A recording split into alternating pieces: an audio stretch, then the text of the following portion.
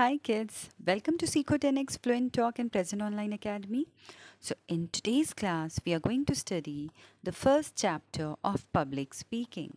That is nothing but tips for a good speech. यानी कि good speech कैसे दें उसके tips हम सीखेंगे.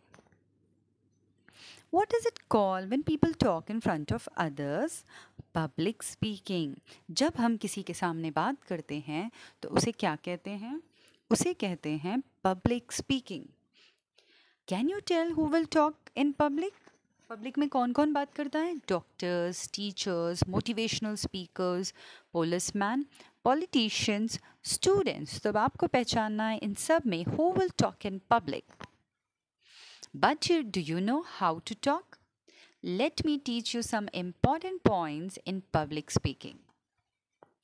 Tips for a good speech. Point number 1, know your audience. Tailor your content to the interest, level of understanding and expectations of your audience. यानी अपने content को, अपनी स्पीच को ऐसे बनाओ कि वो पब्लिक समझ पाए, यानी आपकी ऑडियंस समझ जाए.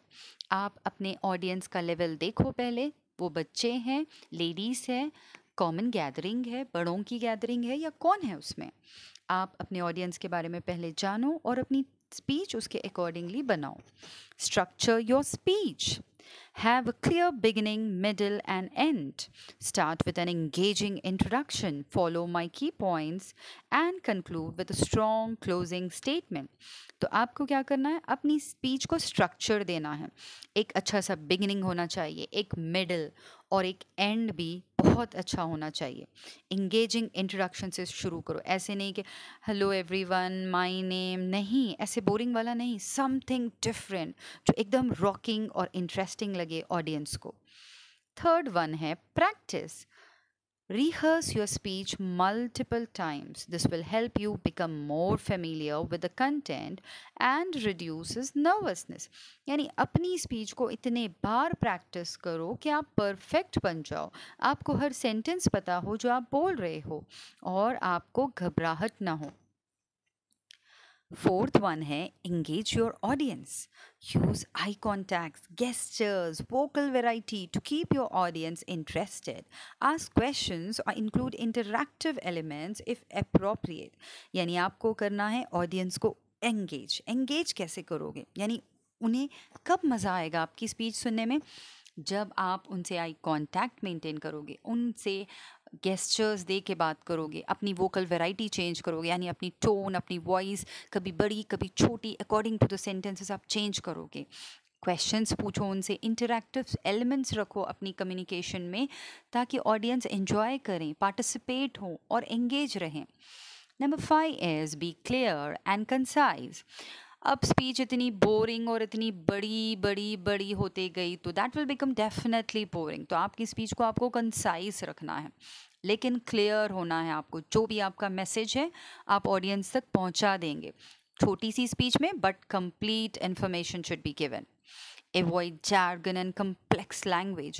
Keep your message straightforward and to the point. Boring सा complex language use मत करो अपने communication में. Difficult words मत use करो. Straightforward, clear cut अपना message दे दो. 6 है use visual aids. Enhance your speech with visual aids like slides, props, videos, but ensure they support rather than distract from your message. यानी अपनी speech में visual aids use करो, जैसे कि slides use करो, प्रॉप्स यूज़ करो, videos use करो. आप जो भी अपने प्रेजेंटेशन में दिखा सकते हो दिखाओ to engage the audience to make the speech interactive, interesting. लेकिन याद रखो कि आप अपने मैसेज से डिस्ट्रैक्ट मत होना. यानी आप कुछ और पिक्चर्स दिखा रहे हो जो आपके मैसेज से रिलेटेड नहीं है. Number 7 is stay calm and confident.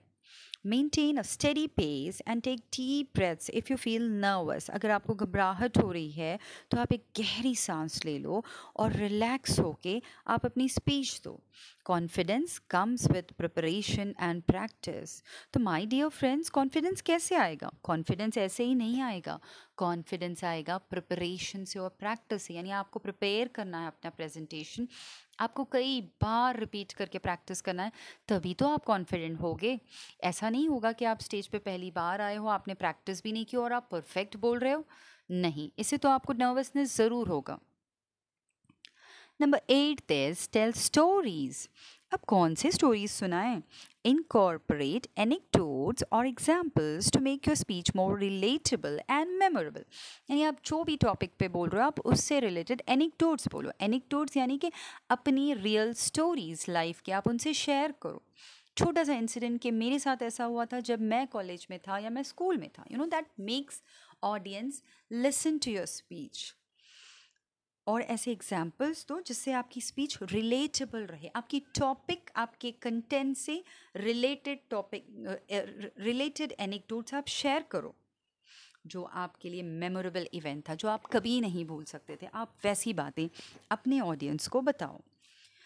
Number 9 is prepare for questions, यानी कि anticipate potential questions and have answers ready. अपनी टॉपिक से रिलेटेड जो जो क्वेश्चंस हो सकते हैं आप उसको प्रिपेयर कर लो, उसके आंसर्स रेडी रखो। Show your knowledge and be prepare. आप अपनी नॉलेज दिखाओ भी और आप आंसर्स के लिए प्रिपेयर भी रहो। Number 10 is get feedback. और फीडबैक लो तो किससे फीडबैक लेना है? After practicing, seek feedback from friends or colleagues and make improvements based on their suggestions। यानी कि जब आपने प्रिपेयर कर लिया अपनी स्पीच, फिर आपने प्रैक्टिस की, यानी आपने कई बार रिपीट किया, फिर आपने क्या किया? अपने फ्रेंड्स, अपने नेबर्स और अपने फैमिली मेम्बर्स के सामने अपना प्रेजेंटेशन दिया। प्रेजेंटेशन देने के बाद टेक फीडबैक फ्रॉम देम। पूछो उनसे कि मेरी स्पीच में क्या मिस्टेक थी, बॉडी लैंग्वेज में कमी थी, आई कांटेक्ट में प्रॉब्लम था, वॉइस मॉड्यूलेशन सही नहीं था, हैंड मूवमेंट नहीं था, या मैं फिलर वर्ड्स यूज़ कर रहा था, या what was going wrong in my speech. आप वो नोट करो and try to correct that. इसीलिए आप अपने फ्रेंड एंड फैमिली से फीडबैक्स लो। ये हो गए tips for a good speech. So hope you are ready now. So your first video presentation will be my introduction. So that's it for now, friends. See you in the next video. Bye bye.